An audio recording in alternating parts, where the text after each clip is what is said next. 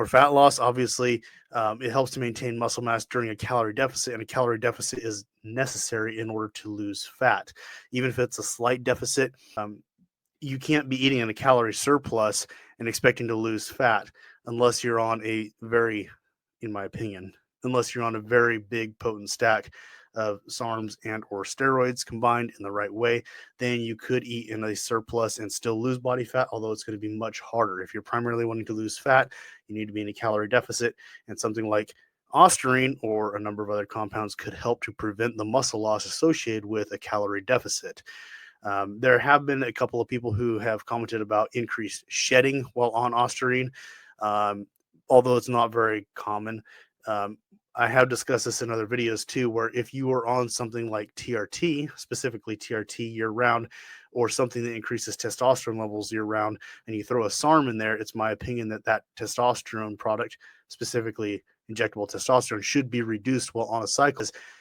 Any SARM is going to be more likely to occupy androgen receptors than the testosterone itself would be. Therefore, you're going to have a higher free testosterone level while utilizing a SARM, and that higher free testosterone level in your body can convert to whatever it wants to, including stuff like estrogen or DHT, which cause hair loss. Okay, so keep that in mind.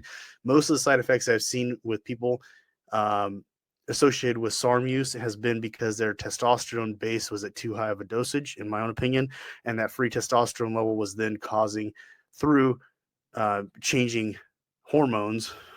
The body will change hormones because it wants to keep a proper ratio, and that changed or additional hormone of maybe I got a higher DHT level. That's what's causing the side effects, or maybe it's a higher estrogen level. That's what's causing the side effects. It's not so much the SARM itself. The SARM is non-hormonal, but it is causing a higher increase in free testosterone levels by occupying androgen receptors over the testosterone.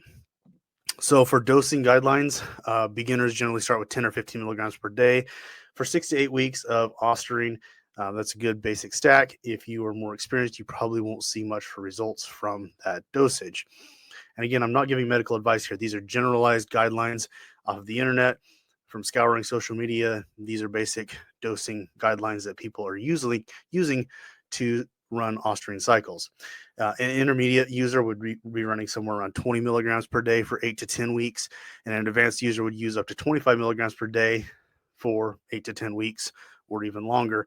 Although at the 25 milligram dosage, you're probably going to start seeing some side effects, primarily the lethargy and testosterone suppression. So it is important that you're cycling off after prolonged use. It's important that you're maintaining your testosterone levels at a decent level throughout the cycle by utilizing a lower dose TRT, again, not medical advice, or something like enclomiphene in order to keep testosterone production going while you're utilizing something like Ostarine.